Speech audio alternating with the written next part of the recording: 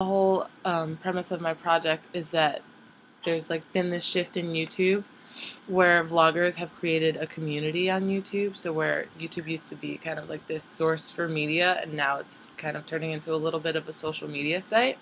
So do you think there is a sense of community on YouTube between the vloggers, and what defines this community?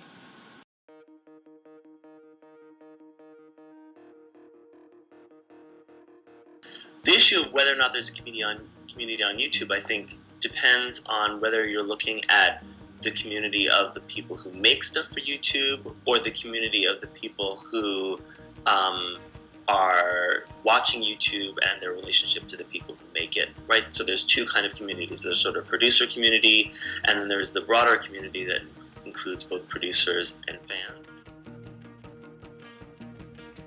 If there's one thing that you watch Daily Grace for, it's the high production quality. I gave blood today, so I'm feeling tired. You'll see a video about that later in the week. Hi, welcome to You Deserve a Drink. I'm Mamrie Hart, and today we have a special edition of Quick Shots. The only reason why I would participate in the Olympics is to come home with a medal. A gold, silver, or LeBron's. This week on My Drunk Kitchen, we dress like a shapeless farmer. Boop boop. I moved one toe and I already stepped in line. And what better to do with friends than take some shots? But I need help from my two to make this shot. Get up here. Us! Today we're gonna make a Friendsips! From my perspective, I focus on producers. If you ask people who've been on YouTube since 2006, a lot of them will say that actually it's maybe a little less of a community now. And usually what they'll tell you is that when YouTube introduced ads on videos, it changed the dynamics of the site. And before, producers were interested in helping each other out and figuring out why this site was important and how it worked. Perhaps there's a community now that's different from the beginning, but still very tight. Certainly collaboration still happens. This week on very special My Drunk Kitchen, you get 2 hearts for the price of 1. Now? Yeah. Hello! So collaboration arose on YouTube in part because people wanted to get out of their rooms, and actually meet people, because YouTube can be very antisocial activity, but also because by collaborating, right, as you mentioned, you can introduce your fans to new people and help out a friend, and vice versa. So it becomes a way of actually gaining subscribers, and it's one of YouTube's sort of best practices that in order to get subscribers, in order to really make money, you have to collaborate at a certain point. Hitting 1 million subscribers is never easy on a YouTube friendship.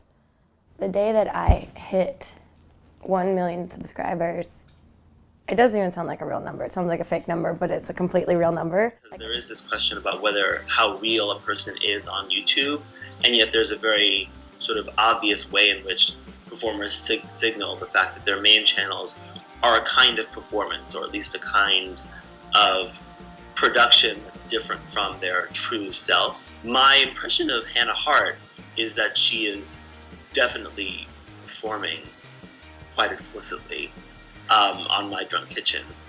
Grace, it seems like her style is more about her personality with a little bit of performance thrown in.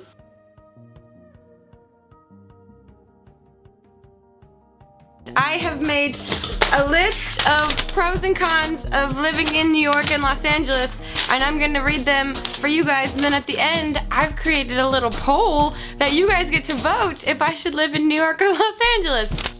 YouTubers are moving to Los Angeles for a lot of different reasons, but one of the main reasons is that if you're vlogging from even New York, but if you're vlogging from Chicago or the South or the Midwest, you'll find that while you may be very popular, you're not able to get meetings, which is really how people get paid.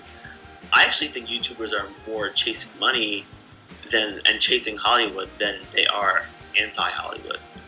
A lot of YouTubers want TV shows, and a lot of YouTubers now have signed development deals for TV shows. It is time for my second Fiesta Movement mission. For those of you that do not know, I am a Fiesta agent, which means that Ford has very, very graciously and oh so dumbly given me a vehicle.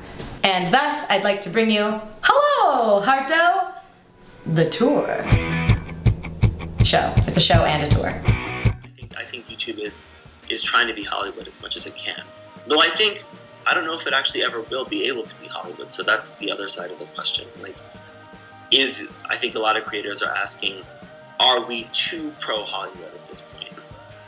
You know, I think there are real friendships that are formed on YouTube, both between the fans, between the producers, and between fans and producers.